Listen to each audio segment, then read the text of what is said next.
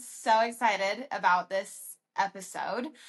Okay, so before we start, we're having a little bit of moody PMSing, which is totally natural and normal. So I welcome all of the moods to this podcast episode. Please don't feel like you have to be anyone other than your current mood right now.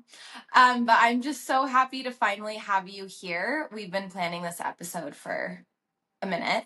5 years.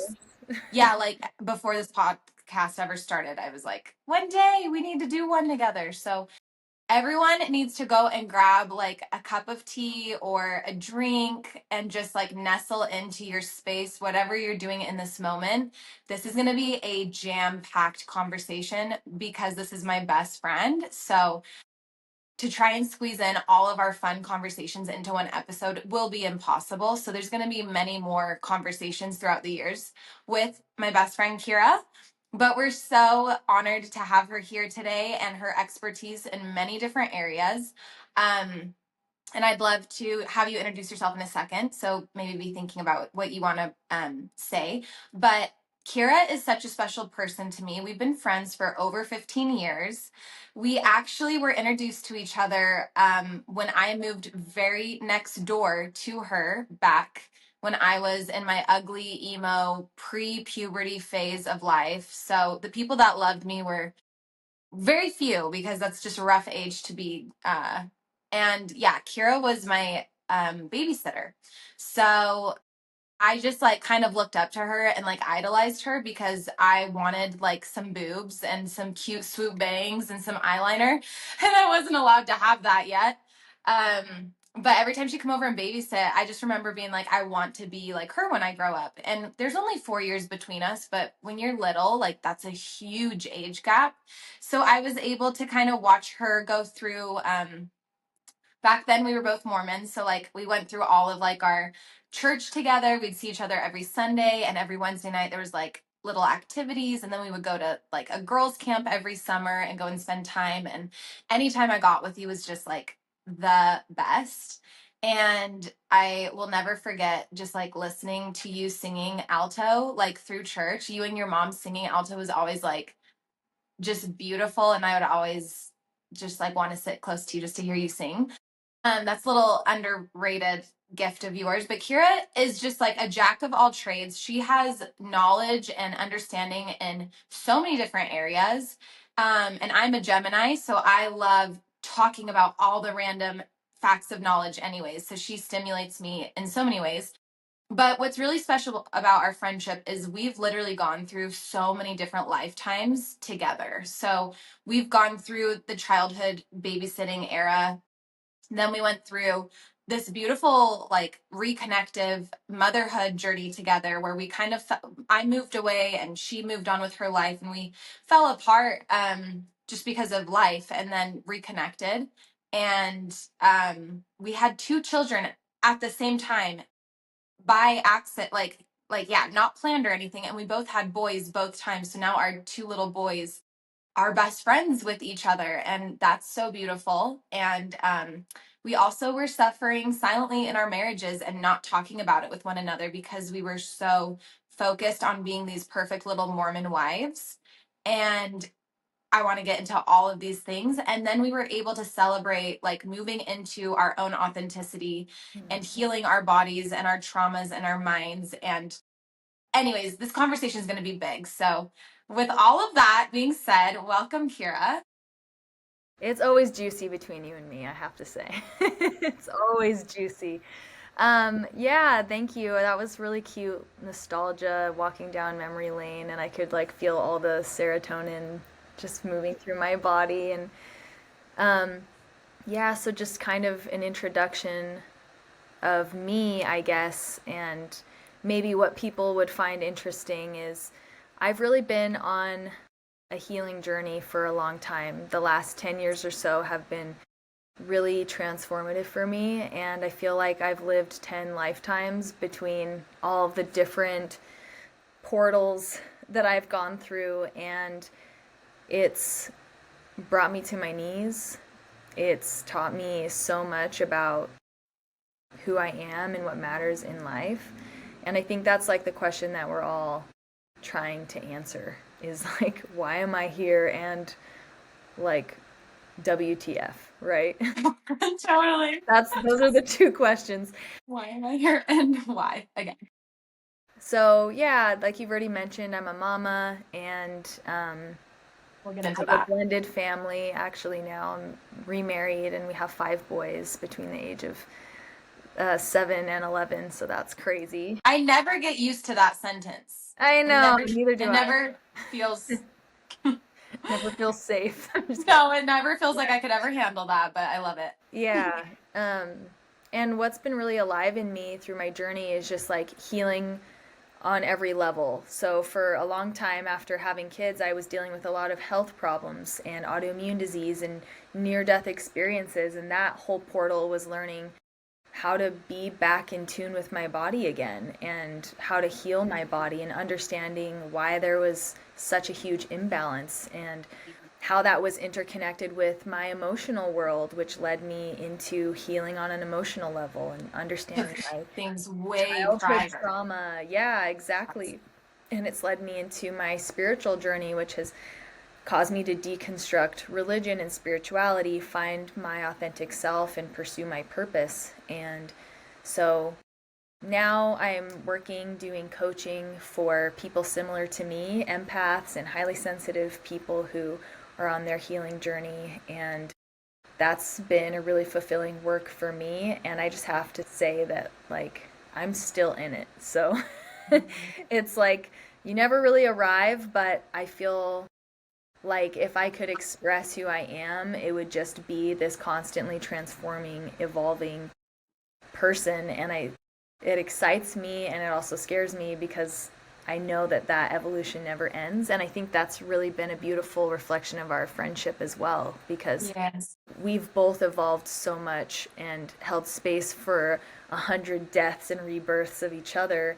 And I Oh, think that's what makes our friendship so cool is that we can speak about so many different dimensions of life through of these each different other. portals and Yeah. chapters that we've moved through. Totally. And I think that's where a lot of friendships just die is like they can't reconnect or accept the new version of the other person that's being presented. And you see people saying, well, like, we just don't connect anymore. We don't share similar interests.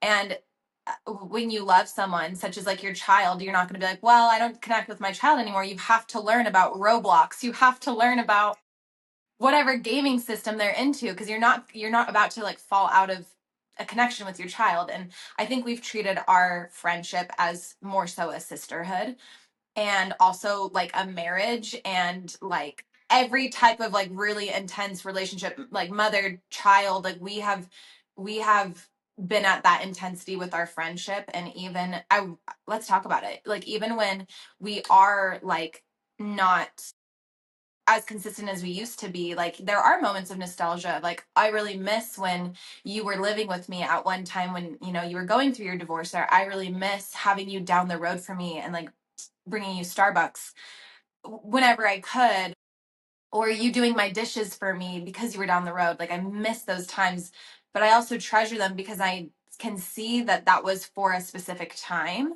That wasn't supposed to be a forever thing. Yeah. You're supposed to blend your family. You now have a husband and 3 additional children, and where our distance is like 30-40 minutes, which it does feel a lot.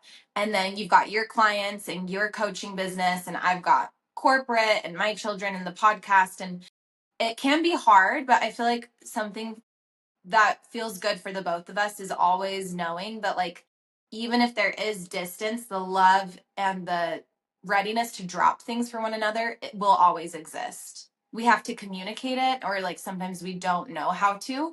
And that's where the difficulties have been, is through not being able to vocalize the specific need. But I think when we do fall out of, a little bit of our rhythm, I think we just want to know, like, do you still see me and love me even though I'm changing? Mm. Moment of silence for that. Yeah. Which do you? I'm just kidding. Too anxiously Give me attached people. So can I have yeah. reassurance really quick? You still love me, right? Yeah. Can we reassure Yeah. each other right now? We're still best friends, right? Okay. Yeah. Yeah. Reassurance granted. So I'm so honored.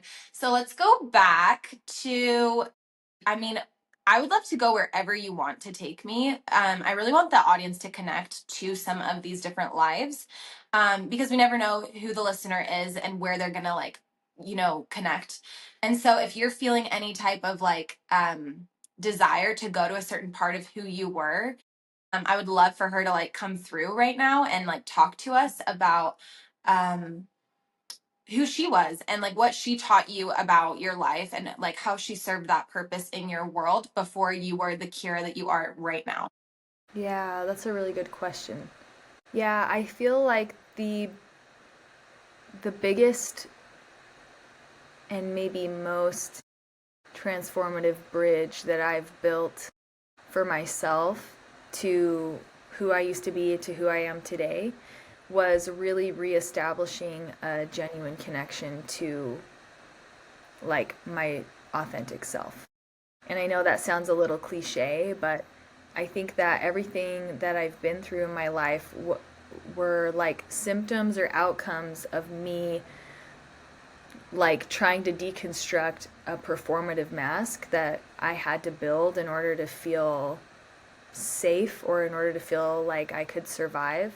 And whether that was like surviving in a culture that wasn't really authentic to me, or in a family where I don't know that I 100% felt like I fit in, or a marriage where it wasn't what I thought it was going to be. And I think that this is something that women in particular, at some point in our lives, usually in our 20s, 30s, 40s, we hit this point where we wake up to the fact that who we are is not really who we are.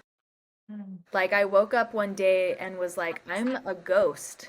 I literally wrote a poem about being a ghost, being a shell of a person, being floating around disembodied, just being whoever I needed to be, being a reflection of whoever was in front of me so that I could just Be manage accepted. survival and be accepted. And I think there's this archetypical journey from maiden to mother to crone for a woman that's like, we kind of start off in that, like, oh, I'm just whatever people need me to be.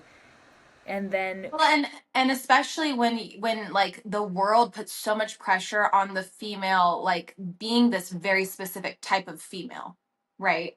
So then you already have your standards of if you're not performing at this level of essentially like a virgin and then being married and you're like just full of like all of this perfect chastity and like you're a perfect homemaker and you have all the children in the child rearing and you never get angry and you dress modestly and you like are baking bread at 3 a.m. It's like that's literally what's built for women. And so yeah, I think what you're describing is where like women are really socially conditioned to seek external validation of their worth. yeah. Right? So it's like we seek external validation of our worth through our beauty, through our ability to perform as a mother or a homemaker or whatever it was. And for me, like that, living in that performance like sucked my soul, right? Yeah, And I remember being a very quite high literally. functioning churchgoer, mother, wife, and like making the perfect little lunches for my husband every day, and like my kids were in linens and like Diapers, we were doing every all cloth my food diapers. was organic. And Hmm. like from the outside I remember people telling me like, well, you're just perfect, like you don't even get stressed, you just seem like you have it all together. And I was like actually dealing with like crippling anxiety, horrible mental and emotional health, super deep dissociation from my body, and like feeling severely malnourished in my marriage. It was like this, like under the tectonic plates of my heart was like this like pressure Volcano. building Hmm. of like repression of like my self-expression, my real feelings and my real needs that were all like buried underneath this facade that I needed to appear to be the societal standard of a female in every Hmm. single category. And And a Christian female, right? Like that's what you're yes, getting to deeper. Yeah. Yeah, exactly. And for me, that eruptions started to take place as like physical health problems, like it started small, like tummy aches, like all perfectionistic girls get tummy aches, but then from there it's like evolving into full-blown autoimmune disease, which I think a lot of women are dealing with hormonal and autoimmune level issues. And for Can you me, tell us about some of your symptoms of yeah, that? I was dealing with everything from like brain fog to crippling anxiety, panic attacks, depression, gut issues, and then it went further to be, it feels like a lot to explain, but like different types of autoimmune diseases that would like prevent me from being able to eat or prevent me from being able to sleep and or swallow correctly. And like it was so crazy because I had two little kids under the age of 2 and a husband who was constantly in working and in school, and I had no support. No. Right. And you're breastfeeding, which takes such a toll on the body. And just to jump in, so at this time, that was Kira's reality. And then I had my own reality within my marriage. And so me and Kira really wanted to connect on all the things babies because we both had two little boys. And it was honestly this distraction for the both of us to numb out of how unhappy and how hurt and how much of a survival mode our mental and physical bodies were, and be able to focus on, oh well, let's be grateful and let's see what we do have. And kind of that, what do you call it, like spiritual bypassing, where you're just like, let's just focus on the kids, when you're like actually dropping pounds and pounds. And we'll get there, but like your weight drops significantly. But I remember telling you, kind of as we came out of our marriages, I said I would post photos of my husband and I because I loved when people would give me validation that either we were cute or the family looked great, or people would say that you look happy or you look like you're glowing, because all of that was not true. But when people would say that, then it would help me stay in my facade and help me stay in this weird, crazy delusional land that I was living in, which was that everything is fine. And if there's a problem, it must be me because no one else sees the problem. So let me also avoid the problem. Um, and I feel like that's kind of what was reminding me of your words of just not being able to recognize the reality of how bad it is. Yeah.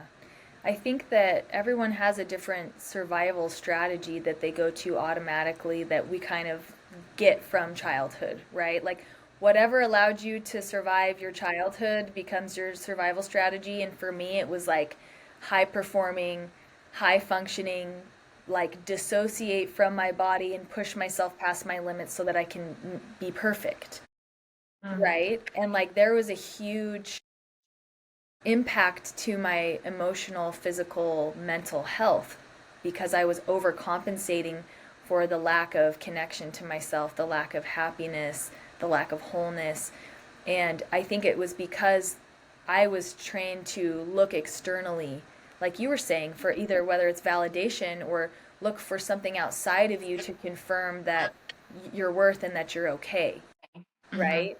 But Mm-hmm. living in that place is Unauthentic. so unpredictable because the truth is that an external thing can't validate your worth.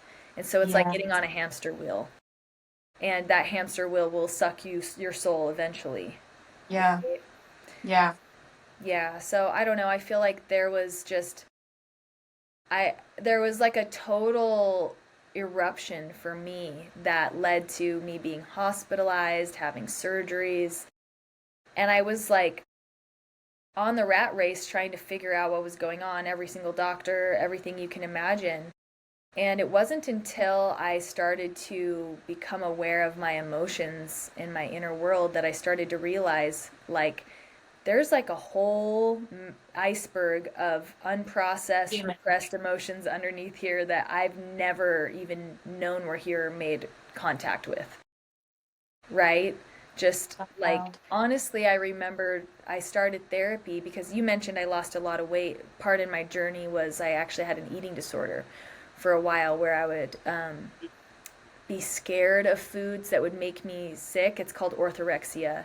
it's like a health nut type of eating disorder. And so I was like living on juice cleanses for like a year and got down to like Breastfeeding. 70 pounds or something. Um, so I And ended you're up, breastfeeding, right? yeah, and I was breastfeeding. And And I your baby was so he chunky. was so That was the fat. craziest part. He was huge. He was like over 10% of my body weight when he was born. And then, yeah, he was a big boy. But yeah, so I'm sorry, I went to therapy because of this eating disorder. And I remember in therapy, I started just unearthing all this emotion. And I remember just like, I started having these dreams where I was just like killing people and like raging out. And when I'd go to meditate, I would just be filled with rage. And I was like, felt a lot of shame. I was like, why am I such an angry person? You know, because I'd always said, "Oh, I'm not an angry person. I'm always happy and helpful and service oriented and kind and all of the things, you know." And it's like underneath that was just pure rage. And as I started to process all of this rage, I realized that like that was literally making me physically ill. Like Right. all of this anger and grief and shame and emotion that what had come from my internal and external worlds that I had just like pushed down and dissociated from in order to maintain my mask and performance finally volcanically began to erupt and I couldn't escape it. You know, some people call this a, you know, midlife crisis or dark night of the soul. And that was definitely mine. You know, it just started cascading me into a whole world. Truth. What was that? Truth. A Truth. world of truth. Yeah. Yeah. And there was something that you taught me that was so valuable back then. I remember our very first fight we ever got in. And our fights are honestly really gentle. Fight is a strong word, but you said to me like, I need you to understand that like I was in the hospital and nobody showed up for me, like not even my husband, no one was there for me. And I thought we were better friends that you would. And I remember saying to you, I'm so sorry. I didn't, one, know how bad it was. And two, I didn't know how to show up. Like when your friend is, I didn't know at the time that you had an eating disorder. Like I didn't know so many things because we were so selective with what we shared with each other. And you said to me, like, when someone goes through something hard, it doesn't matter how you show up, it's that you do show up. It doesn't have to, like, when someone has these ailments, they're not expecting a huge goodie basket and a massage envy year membership and and like a waiter to come and serve you 3-course meals at the hospital. It's literally just saying, I don't know how to show up for you right now, but I'm here. I don't know how to show up for you right now, but what do you need? I don't know how to show up for you right now, but what is your love language? How can I provide something that adds life to your day just today? Like that's how simple it is. And so, you know, as I've had other people come and go through my life that have gone through really, really intense moments, that has been such a beautiful thing that I've been able to remember from you, that it doesn't have to be these grandiose things that match the level of intensity of what they're going through. It's just being there. And so, yeah, that was, I mean, if you were like angry back then, you were very sweet to me still. I wasn't angry, but Yeah. I think it's, um, oh, go ahead. no, you go. Yeah, I was just gonna say, I think that there's a lot of silent suffering that all humans experience. And for me, that was my own personal hell, was like being in deep in chronic pain and emotional pain and like not having any community or any support system. And raising two little kids all by myself in a dark basement apartment while I'm like throwing up 15 times a day and like sobbing for hours because I'm so anxious and so unsure of myself and like on the surface everybody thought I was perfect and nobody, not a single person knew just how like mentally ill I was, Mm. you know? But I think that We have to post photos and actual footage from back then for this week because like you really don't understand the transformation of what health can do to your face, to your glow, to filling up your body. Like I tell you all the time, I will go back to photos and videos of my boys, and like I do not recognize their mother, which is me. Like I don't recognize her. Like the smile is not a smile. The eyes are not glowing. Like I'm happy that I have my children, but you can see what I'm carrying through just my face. Yeah. And I mean, I know that you agree with this as well, but like there's so much of my marriage I do not even remember. I do not recall so much because of the way that the trauma presents itself to protect you and to be like, well, you're going to raise kids, so we're going to take away your memory so that you can at least get through this for them. But it's just wild what health can do to you, and then what like giving yourself health can also do for you. Yeah. I think the issue is that like we are not set up as a society to like have super supportive communities. Yeah. You know, a lot of us are in isolation and we are not sure how to connect on a really deep level because we're disconnected from ourselves. I agree. And I also think being in America, it's even deeper. It takes on more meaning. Like the woman that was on the podcast last week said the number one thing she missed about Africa when she moved to America was her neighbors. And I'm like, no one in America would ever say that. Like, I don't know my neighbors.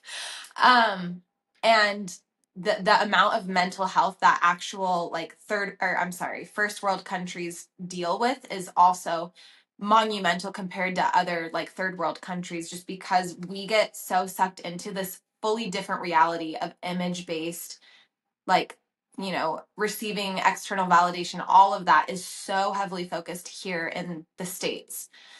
So it's so true.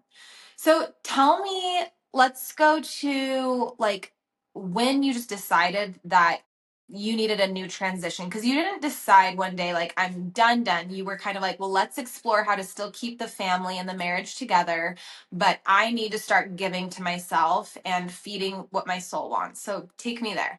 Yeah, I think I kind of hit rock bottom. Like I totally crashed out, you know? Like after I had, I did, like, Yeah. yeah, and I'm happy to share my experience because I think that more people need to be willing to talk about the mistakes that they make along the way, you know? And for me, after all these health problems and surgeries and emotional crises, like I got to such a dark place. And I'll never forget the day I was on my phone in the bathroom, like crying or something, just like having a hard day, and some random guy slips in my DMs from high school, you know, and he's like, "You're beautiful," all these things. And I don't know that I received much affection or like validation in my marriage. There was like a lot of disconnection there between between us, and it was like a starving person just had Thanksgiving dinner offered. Like I had the dopamine that hit my brain when I got that message was like so crazy. And before I knew it, I was like swept into this whole, it was like only a week or two, I think, like emotional affair with this guy. And my husband actually found the messages, and it ended up being this really painful fallout for me and him. And I felt so much shame for that decision. And I remember looking back and being like, I feel like something like took over my body and was messaging this guy because it was so unlike me to be like out of integrity. And I never saw myself as like a cheater or a liar. But when I look back at that time, I was so disconnected from myself, much in pain and like starved out, that like the escape of some chemicals that were coming from someone giving me this attention and validation was so overwhelming that I literally was hijacked by this survival part of my brain that was like, just get me out of the pain, you Wow. know? And that became a huge pain point for me and my ex-husband. And we tried to repair a relationship, and we tried all sorts of stuff. We tried being polyamorous for a while, and we tried, you know, like moving through all the things. And ultimately, I think that trust fracture between us couldn't be repaired, you know. And there was other, you know, trust fractures on both ends, but Yeah. I can only take accountability for myself, you know. I can't really blame anybody else for that part of This is why This is why you're my best friend. Like Yeah. that took so much humility, but also you can see how healed you are that you can just speak about it without all of these emotions or defense or well, but this was the background context. Like it's very clean cut. This is what it was. This was my end of it. And I just admire that because I don't know many people that can speak about their marriage to that mature of a level. And it actually wasn't even that long ago. It was only like a couple years. It's still kind of fresh. So I just think that's so amazing. It's so healthy for your children. And I love people that admit their faults. It's like my biggest turn on in a human is like, tell me the worst thing you did, and also like how did you forgive yourself, because Yeah. we're all doing it all the time, and I think some faults are more visible than others, but it doesn't mean that they don't equate to the same level of fault. And so Yeah. when you do see those people that do look perfect, like you hear it all the time, but you never know what's going on in someone else's world. Yeah, I think for me it was such a duality because I had been trying to maintain this facade my entire life, and for me to go and do the unspeakable and feel like someone else was driving the bus, I don't even know how I got there.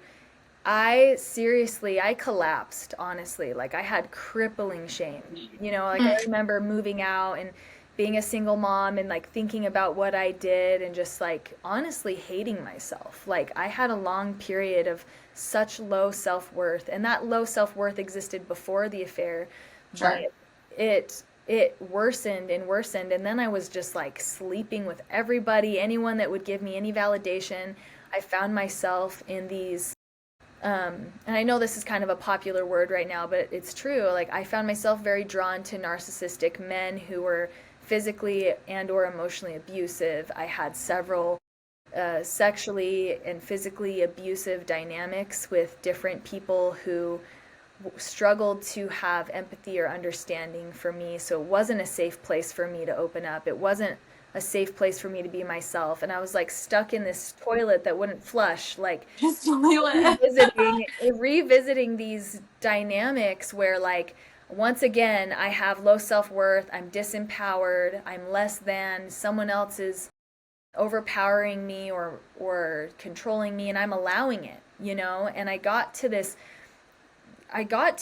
this place where I kind of just like tried to, once again, like you said, I tried to spiritually bypass it. Like I remember me and my ex-husband tried to get back together, and we're trying to be polyamorous, and I remember I convinced myself that like I was somehow like enlightened. And you remember this phase, and you were so patient with me. You were like, I'll let her think that. But I was just like, love you. I'm gonna like, Well, you're an innovator like me. You're creative. So you're like, if I'm in a situation, I'm going to do it to the best of my ability to learn and to teach. It's like because you lived such a unauthentic version of yourself for the entirety of your life thus far, you're like every single thing I touch now is going to be passionately touched. And so yeah, that's all it is. It was just like I'm in this space of polyamory, which maybe you can explain that a little bit to listeners, but now that you're in that space, now you're just trying to say, how can this actually work? Because the status quo is that it doesn't work. But let's flip it. yeah. Well, let me You tell you the know? truth. Let me tell you the truth. I was deathly afraid of having another affair. And the truth Mm, is, like, I didn't trust myself. Like, I was like, I don't even know how that happened. I'm scared that I'll do it again. And I saw that, like, polyamory or like having multiple partners ethical non-monogamy was really popular, getting popular online and stuff. And I was like, especially in Utah. yeah, exactly. And my brain Women, was like, yeah. this is my out. Like, if I do this, then I can escape like the conflicts in my marriage where there's like a lack of connection. I can escape my shame and fear of being a cheater in case what if I do this again? Like, I'm scared that I don't know myself or I won't be able to control myself. Like, there was a lot of fear and insecurity that drove me to try and find a solution, right? And I'm not saying this is true for Yeah. all non-monogamous people. And like, I think there's like a lot of really amazing people in that lifestyle that I really respect and have really good reasons for why they're practicing. I'm only speaking for myself.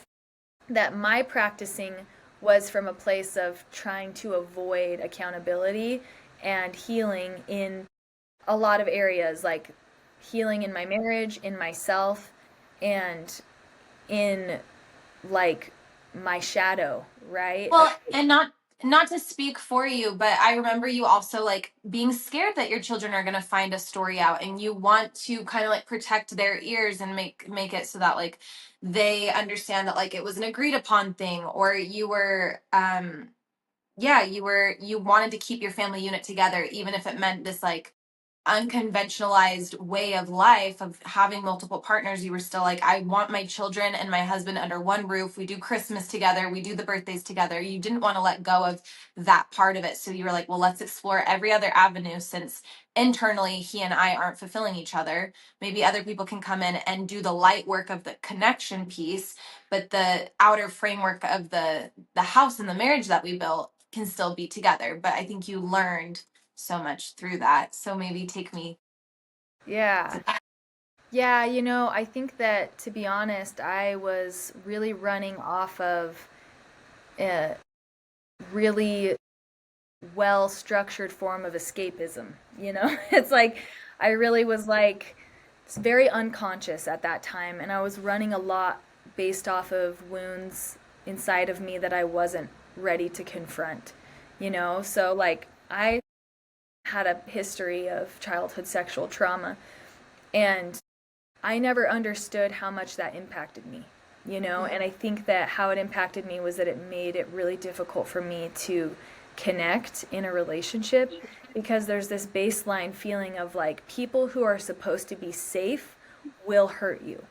And that was like really what I believed at my core, you know? And if we're talking about like attachment theory, like I definitely have like a disorganized attachment style where it's like I'm anxious and I'm also avoidant, and it's like connection has always been really hard for me to stay consistent in a relationship.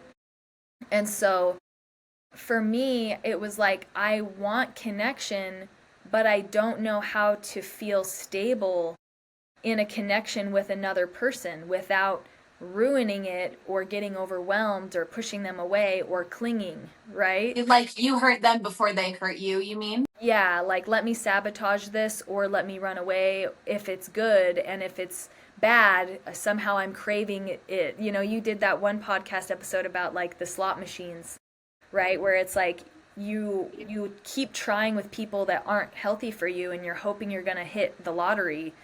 Yeah. And really for me it was this unconscious effort to heal my childhood wounds and disconnection I felt in my attachment to my dad, and also resolving some of this sexual trauma. I'm trying to unconsciously heal these past wounds through seeking out similarly familiar feeling relationships with abusive people or multiple people, and hoping that somehow, and obviously this is all unconscious, right? My unconscious mind is like, we want this, and my conscious mind is saying, oh, it's because polyamory's better than monogamy and it's the new way of relationship and I'm spiritually enlightened and that's why I'm not jealous like other people are. And you know, I'm telling myself all these stories for why I need to do this, but really as it came full circle and I started working on my healing, which I'll explain in a minute, um, I came to understand that I was just out here like unconsciously trying to get all of these wounds resolved. And the Yeah. reason why I say this is because I think it depicts an arc that a lot of people go through, which is like there's this time of like repression. And then Mm. eventually the truth comes out, like you always say. And the truth can come out in really messy ways. And that's what happened for me was like it came out sideways in like the worst ways. It's like near death experiences and like an affair and Family shaming. my, Yeah. my whole family falling apart and like Yeah. to the public eye, you know? And Mhm. like I really experienced so much like persecution and judgment from the people in my life and from myself. And all of this kind of led me, you know, as my marriage ended up ultimately coming to a close and we, you know, had to end in a divorce. I remember just sitting in a pile and looking over my life and just saying like, how did I create this mess? Like I think I was working from a place of like, life's just happening to me and we're just on a rock flying through space. And at some point, I just had this intuition that, like, the only person that's responsible for my life is me. Mhm. And I had to take accountability. And I think that was the hardest shift that I've made in my entire life, was going from like being reactive to life. Like, things are happening to me. I'm just sick and this just happened to me. And like, my husband's just mean and this just happened to me. And this guy reached out and flirted with me and that just happened to me. And like, I got divorced and all these things are happening to me. I'm a victim to life. Mhm. And I had to make the shift of like, no, How did I it create it? might not be my fault that some of Hmm. these things have happened, but it is my responsibility. Hmm. And I have to take accountability for where my life goes from here forward, because I've created a pretty big mess for myself. Have to stand up. This is so good. This is so good. It's so good because it's so true that a lot of that story that you just told, I'm like, it is their fault. It literally is their fault. It's not your fault. But the fact that you're so self aware to be like, but God chose me to carry this, or but there it takes two to tango, or but I do have a percentage of this, you know. I think that that is not only healing your body, but it's just I don't know, I just think it like shows your adaptability to life and your maturity, that like it's fine to go through life. It's saying like, yeah, I got autoimmune. Like it wasn't my fault. That's fine. That's not an issue. But if you want to take your life even harder and like you want to really penetrate like the roots of your life, then take every opportunity of what is happening to you and go deeper. Like understand it to the level of why did this come to me? And so I'm telling you guys, this was going to be a good episode. I knew it. I'm like, I'm kind of sensitive about our time, and there's still so many more things to talk about. Can we move to, you said earlier, like, that you were like finding these narcissistic patterns in people in your life. And I want to talk about like you calling in your partner that you have now. And to someone like my mom, who I was just explaining what narcissism is to her like 2 days ago, because I had a situation this week and I was like, hey, I actually don't think you recognize you've been handling narcissism your whole life with someone. And congrats, because you did it. But like there's more tools that are coming out, and more, not, it's not like the reason to have these tools is to label people, but it's nice to know that like if there's a certain like block or a trigger or like a hang up that you cannot solve with the person, there's possibly reasons to that. And so if you learn about this avenue or this path or this diagnosis or whatever, you can kind of understand how you can play with the situation. It's almost like a challenge. And when you can look at it from that way of like, oh, I'm never going to win with you because you're a narcissist. Let me just learn how to start communicating and playing with this so that I can also handle this. So I would love to talk about you and like what that really means. Like, what is it that a narcissist presents that makes you like pulled in? Because you're not like, oh, I love being treated like crap. It's not that. It's more so that like there's like a charm to it, or there's this like feeling of like they're breeding this thing in you that feels contagious and you want more, kind of like the slot machine. So let's talk about that. Yeah, so what I'm hearing you say is like, you want me to go deeper on my patterns with narcissistic relationships. Yeah, I think it's actually perfect for where this goes with my story from where I left off, because the next relationship that I got into was with my current husband, Jordan. And at the time when we got together, um, everything was fun and beautiful, and there was love bombing, and we're traveling, and everything's perfect. But when we moved in together and things got deeper, and obviously there was signs before this, but when we got deeper, I found that there was a lot of conflict, like a lot of conflict, and there was a lot of like emotional abuse. Feels like a strong word because I love him so much, but like I think he would agree there was emotional Relation. abuse at Yeah. times, and At the time, I didn't think much of it. I was in a really low place. I had very low self-esteem. And I hit this point of just feeling super disempowered in our relationship and feeling very small. And like, I started to realize that it's like, I don't have a voice. I can't say anything without there being a huge conflict. Like, there's lying in this relationship, there's betrayal in this relationship. There was a lot of like very intense trust fractures between us as well. And um, there it was a really painful thing for me, and a lot of people have seen the word narcissist on the internet. I think it's becoming really popular, but the term narcissist, I think, there is, if you want to look at it from a pathological perspective, narcissistic personality disorder is someone who is diagnosed clinically to, essentially believe that they are special, and they lack empathy, they lack an ability to take accountability and to look at themselves. And at the pathological level, it's believed that this can never change and that these people can be very dangerous, abusive, and manipulative. And I never really saw my husband in that category until there came a time where we started to look really deeply at the patterns in our relationship, and we realized that there was a lot of these narcissistic patterns between us. And we didn't use that word, but I started to notice them and use different words to describe them, like, oh, there's a lot of like really intense anger or lying or manipulation or abusive behaviors between us. And what ended up happening was that we actually watched this documentary that was about this narcissistic guy who was a cult leader. Was it a mega church It has by documentary? Jim and Tammy Faye. Okay, I need to watch that still. Jim Baker and Tammy Faye, I think is the name. Okay, okay.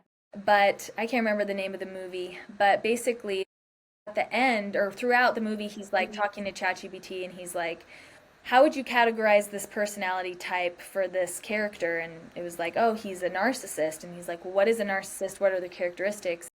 By the end of the movie, because the whole time he's like, this guy reminds me of me. And we're like laughing at first. And at the end, he's like crying.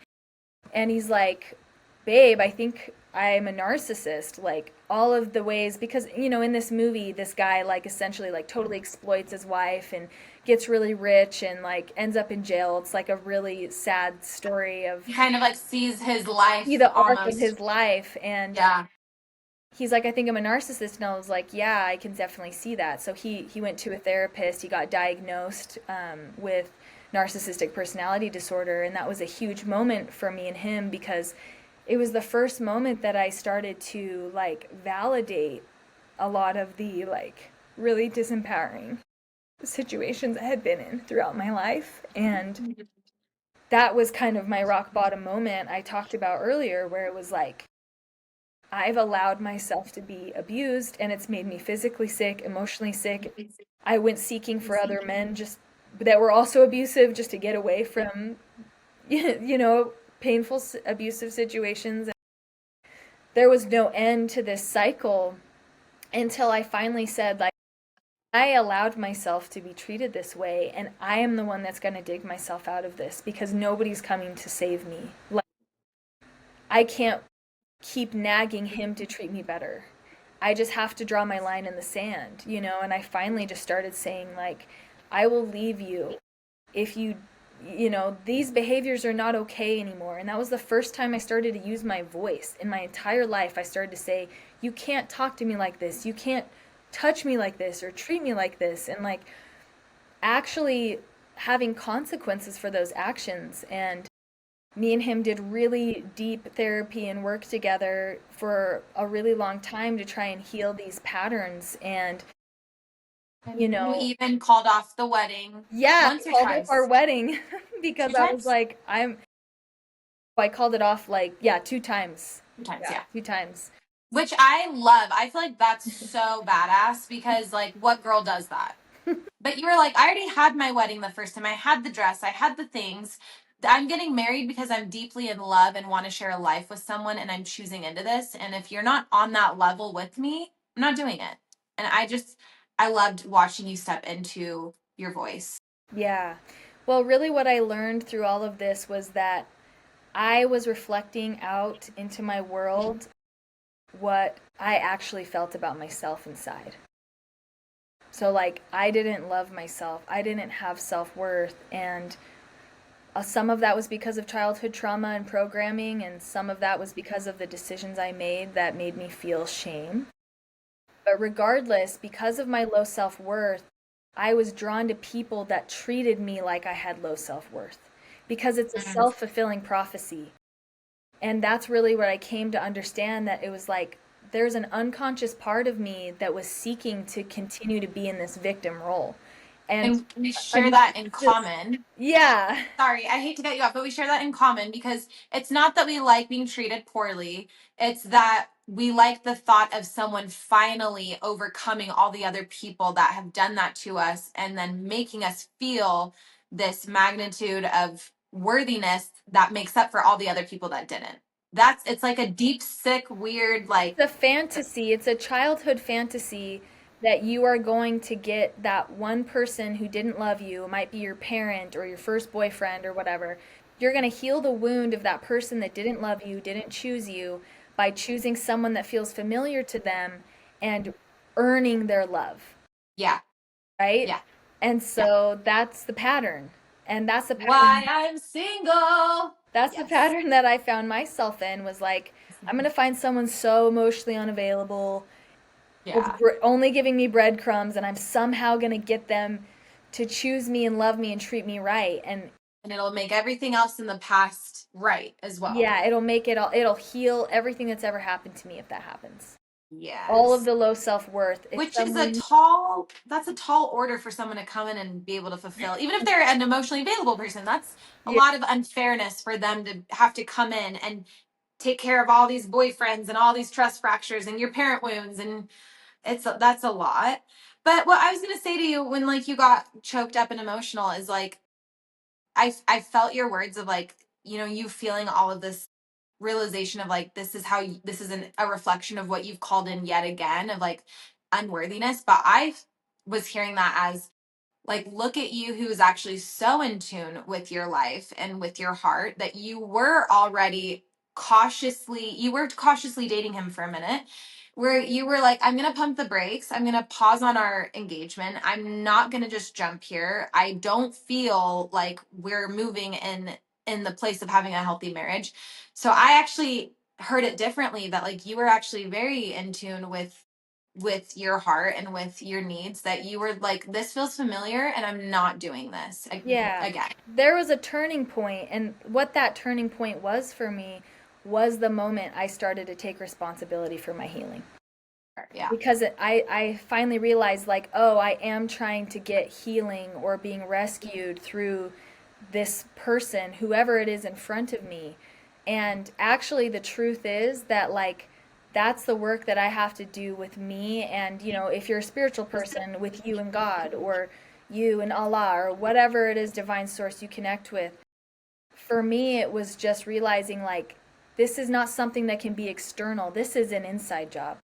This is something God put me here, which at the beginning you said, why am I here in WTF? Yeah. That's it. That's part of your journey, is learning that lesson Yeah, and of for self-worth.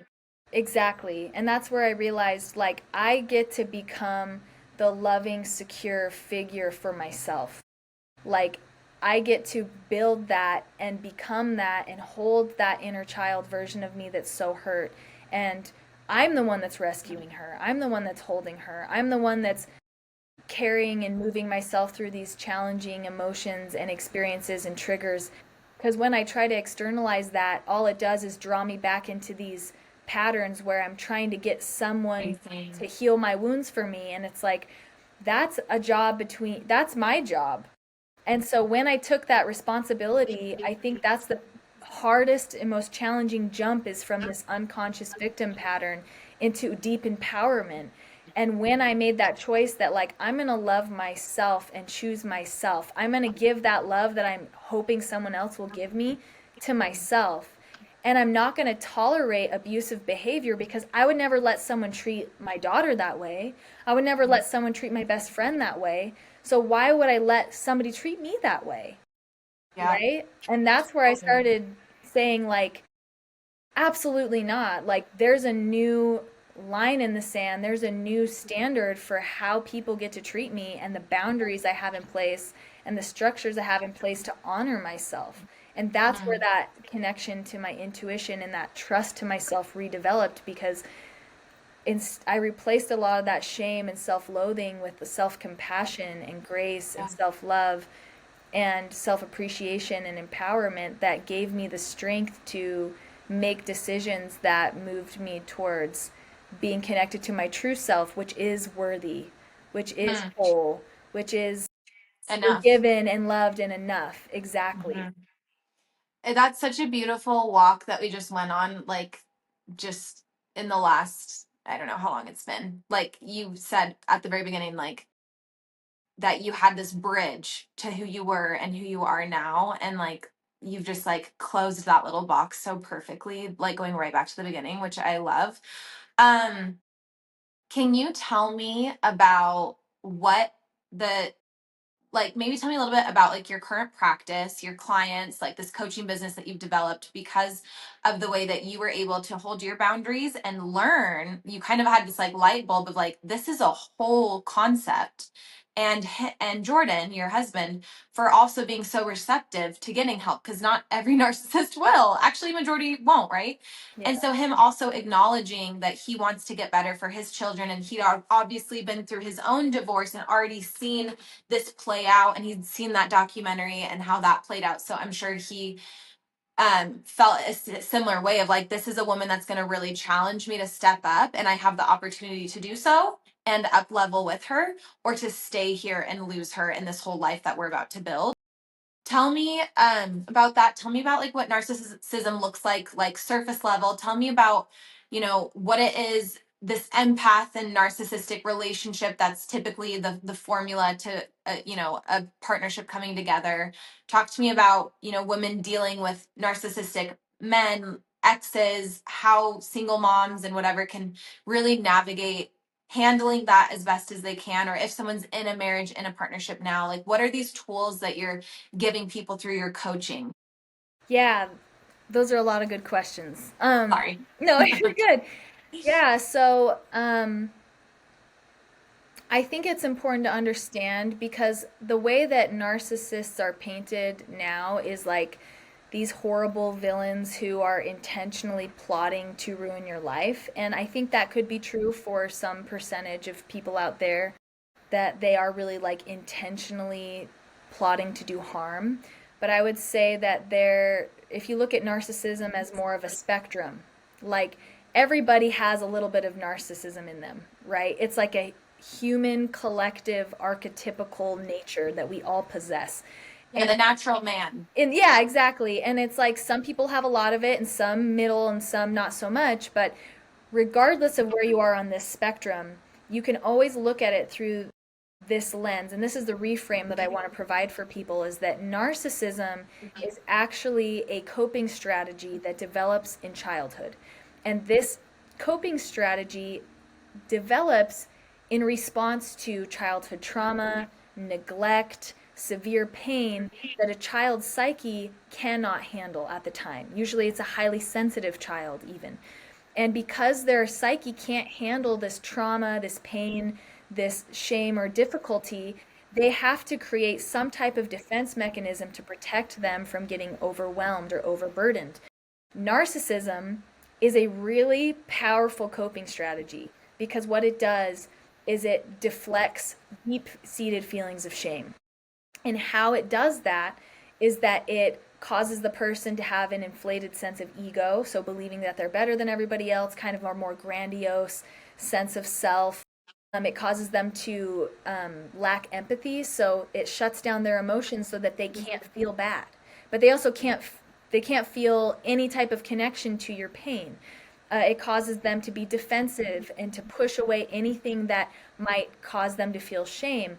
All of these are shame protective defensive mechanisms because deep down they are dealing with crippling levels of shame that they do not have the skills to deal with.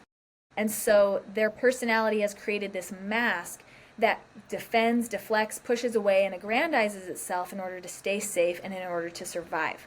So Right. knowing that about someone, that this is just their coping strategy, allows us to have compassion, because when we encounter it, we have two choices, right? Choice number one is to say, you're evil and bad, and I'm going to push you away. And I think that's totally fine. You know, people are more than allowed to cancel these people out of their lives, and there's no shame. Protect your peace. Yeah, all Yeah, the like absolutely, like you go, girl, and I'm all about that if that's your path. But for me and Jordan, we looked at this and we said, look, we have this family and we actually love each other. Like we are really amazing together. And yes, we have this huge elephant in the room that's like trampling over everything and causing a lot of drama. And for us, our decision was we want to work through this. And the belief is common that narcissists can't heal. And I just disagree with that. I think that anybody can heal if they have the tools and the support necessary to do so. It doesn't mean that everybody will.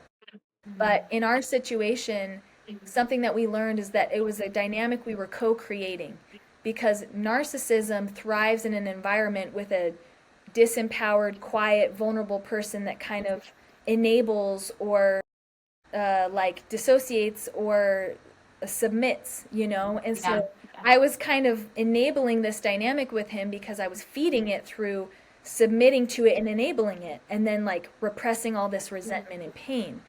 And so the huge shift was realizing that this narcissistic dynamic can't survive if I change how I'm showing up, right? So Mm. it's like if I stop enabling him, if I stop feeding his ego, if I stop allowing abuse and I start setting really strong boundaries, vulnerably telling him the truth of how it makes me feel, following through with consequences for his actions, he will either have the choice, like you said, he either needs to leave because he can't be narcissistic around me, or he needs to rise to the challenge to begin looking at himself and healing. And it's not that easy. Like we spent years in that in between spot of like me saying absolutely not and him still trying to like play out these old narcissistic dynamics. Like But testing you a little bit. yes. But Yeah. ultimately, I do believe that there are people on the spectrum of narcissism that, if given the correct conditions of kindness but firm boundaries, would take the opportunity to heal. And I know that's true because as Jordan worked through his narcissism, he came to a place of recovery. And he's not perfect. I look at it like being an alcoholic. You know, it's like alcoholics, if they're in a bar and given a drink, might slip back into old patterns. But there is healing available for alcoholics. And I see this is true for narcissism as well, Right. right? Right. And Yeah. you can't Okay. claim to heal NPD, you know, but it's like the trait in humans that we deal with. And so as Jordan was and I were able to heal this dynamic between us, we've come to a very beautiful, securely attached relationship where we have been able to heal from the pain of our past and the abuse and stop those patterns and reconnect again. And it's from that place that he actually went and started sharing his story as the recovering narcissist on his platform and built a course for narcissists to help them walk through the path of healing. And so he coaches narcissists on healing. And I recently started to do coaching as well for the partners of narcissists to teach them how to become empowered and heal themselves and their own underlying dynamics that cause them to be attracted to narcissists in the first place. Whether these people are leaving relationships or trying to heal within a relationship, those are my clients. And it's been so beautiful because we've actually been seeing this work. And it's So very cool. fringe in society, so we get a lot of hate on the internet. But to be honest, I don't care Yeah. because It's I working for you. well, and I honestly believe in love over fear and hatred, because the truth is that hatred never healed anybody. Mm. You know, so it's like we bring a lot of hate to this conversation, but the truth is that all we can do if we actually want to see healing in this situation is like, A, we have to take accountability for ourselves and like, what did I do to create this, even if it was just allowing someone to treat me poorly? And how do I take my power back? How do I say no and choose a better life for myself? Because that's where the true healing happens, is when we say either I choose love for myself or I love that person whether it's from afar or not. But I think that is actually the shift in mentality that will bring healing to the world in this area more than just demonizing and hating somebody that's hurt you, because that actually doesn't empower us in the long run. It just keeps us stuck in our pain. It's so amazing to see the transformation of you from your first marriage to this marriage, because you just, you were a silenced little quiet woman that was just like, yes, honey, sure, whatever you say. Okay, okay, okay, okay, walk all over me. And now you're in creative mode.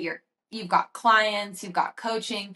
You've told your family, this is who I am, take it or leave it. I love you. You don't have to love me back, but like if you want me at family dinners, this is who I am, this is what I bring to the table. You've been fully transparent about your life, like, having these lifestyles that you've like navigated. I always love how authentically you will be yourself, and I think it comes from you like refusing to ever leave yourself again, since you've seen what that can do to you. what do you feel what do you feel you want your children to learn from your life? Yeah, that's a good question. I think that what I focus on the most with my boys is making it a safe place for them to be authentic. Like for them to tell the truth and to make mistakes and to be messy. And I think if anything, I want them to learn that it's okay to fail and that we always have the power to change. Like no matter how dark things get, like you are more powerful than you think you are. I do believe that we co-create this reality with God, Yeah. and it's like I tell my kids all the time, it's okay to mess up, it's okay to fail, and it's okay to choose a better life for yourself. Yeah. It's Like okay to like change mid course even. yeah. Yeah. And it's okay to be messy. It's like I say that to my kids all the time. Like, I'm not in the business of shaming anybody for their imperfections. Like, I'm very open with my kids about my mistakes. And even now, like, they'll tell me, they call me out all the time. They're like, Mom, that was disrespectful. And I'm like, you're right. I'm sorry. I'm going to work on that. Like, I let them take my phone if I am doing something I said I wouldn't. If I raise my voice, they say, Mom, you said you wouldn't raise your voice. I'm like, all right. They're like, I'm taking your phone. I'm like, take my phone. It's like, Yeah. I think it teaches them that as adults, we don't have all the answers. We're not perfect either. And what that does is it actually heals shame, because we show them that it's not shameful to be imperfect. And when Yeah. people grow up in that environment, I think it changes the future so that we don't live in these dynamics of hiding ourselves and being scared and overly submissive because of shame, or we're overly grandiose and dominating because of shame. It's like Yeah. I'm trying to teach them, like, you don't have to overcompensate for your humanity. Like, it's okay to be a human. To have human error. It's a Yeah, part of the process. you're safe, Those, you know? yeah, those teachings will go so far for them. I love that. And I always love getting ideas for my kids through you. We need another episode fully on like motherhood and all of your amazing like your zen room, and just all, we need to talk about that on another episode. But for someone who is listening today who may be in that place of silenced in the marriage, or maybe in that place of harming their body in whatever way, because they're in so much pain, or they're afraid to speak their truth, or hiding something, and just that's festering from the inside of them, what advice would you have for them? Hmm. I think that the first step for anybody that's in that position is to start building a really deep connection with yourself. Start building intimacy with yourself. Start making time for a connection with you. And the reason why I say that is because when you are deeply connected to your body, you know how you feel, you know what you need, and you start advocating for that. That is the very shift that gets you out of that stuck place, is that you become your own advocate because you are making yourself a priority. Yeah. And Right? probably for the, if you're in that position, probably for the first time ever. Exactly. I remember the very first time I got my journal out and I started to try and write what I was feeling, and all I could write was like random church fluff, like, I'm so grateful for God and all my blessings. And it was like, I don't actually think this. I'm just writing down some like Church fluff. scripts because I don't know what I'm feeling, you know? But it's like, I'm not saying that's true for everybody, but for me, it was like I was just like saying stuff just to say it. And I remember the first time I just like closed my eyes and like tuned into my heart, like hand on heart, deep breath, like, what do I actually feel right now? Like me, not what I should feel or what someone else wants me to feel or what I'm allowed to feel. It's like, what do Yeah. I feel? What do I need? And like, just the intention to make that connection to yourself will start you on a path of unearthing your true whole being and starting to be somebody who honors and takes care of that person, because the truth is nobody else is going to do that for you. That's got to be you. Yeah, and like if you're also in this situation, there's probably conditioning or people that are attached to your environment that are telling you that you're not worth it and that um you are a mess up, or they regret having you in their life, or um they would have never ever met you. But I think it's important to remember that you are worth it, and that like you we're placed here for reasons, and not to spiritually bypass and have some children and live vicariously through your kids and just like be done with life. No, you are here on purpose for your own reasons that you get. Not that you have to go find your reasons, but you get to go find your reasons. You have your own box of talents and things that make you special that no one else on earth has but you. And use it, discover it, and use it. Well, thank you for being here. I'm I'm so excited for all the many conversations to come. Do you feel good now? How's your PMSE mood? It's always here under the surface, you know. Will I you?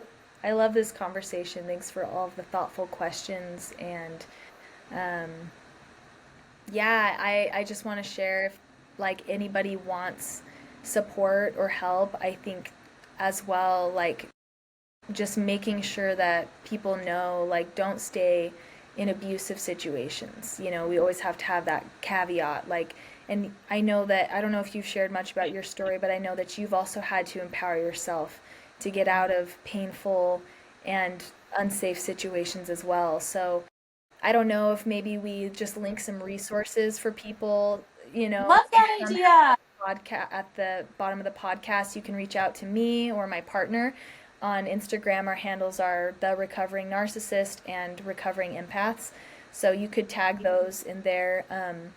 And also just get help, like even if they reach out to you, you know, I just think that people need that support. If you're in a place where you're feeling stuck and disempowered and you're dealing with abuse, like, please don't stay silent. Please don't stay stuck, sick, disempowered in this place anymore. And I think that's the main thing that I want to get across to somebody's mind, is that there is a way out, but the way out is you have to start making steps, even if that's just reaching out to somebody who can support you and help you. So I always have to say that when we've been talking about victims of abuse, like, I don't want people to walk away feeling like, oh, this is my fault, you know, I should do more. It's like, no, you need support to get out of these dark places. And I think both you and me can be amazing resources to support women in those situations. And I know you, as a humanitarian, are constantly providing that support to The different underprivileged communities. Yeah, it's a different community, but yeah, no, I love the thought. Obviously, we'll have everything linked in the show notes for listeners. And I love the idea of even some other additional resources which I can look into, just like help crisis lines. And yeah, I agree. Like for you and I, we didn't have that. We didn't even have each other. We were that far gone. But I'm a believer that like your timing is so perfect for you. Even if you feel like your whole life, your whole marriage was wasted on a person, your life is never on accident. Your struggle is a part of your specific journey. And so I remember it was literally podcasts just like this that actually started to wake me up to my own life, that this is my life, that I get to live on purpose, not in the shadow of my husband and not in the shadow of what he thinks I am or who he says I am or how good he makes me feel or how bad he makes me feel. This is my life. Mm. And yeah, so I like the self-development is just so good for helping you recognize that you're on purpose and that you're worth it. So, Mm. Amen. That's a great place amen. to end. Yes, I'm giving you kisses. I love you.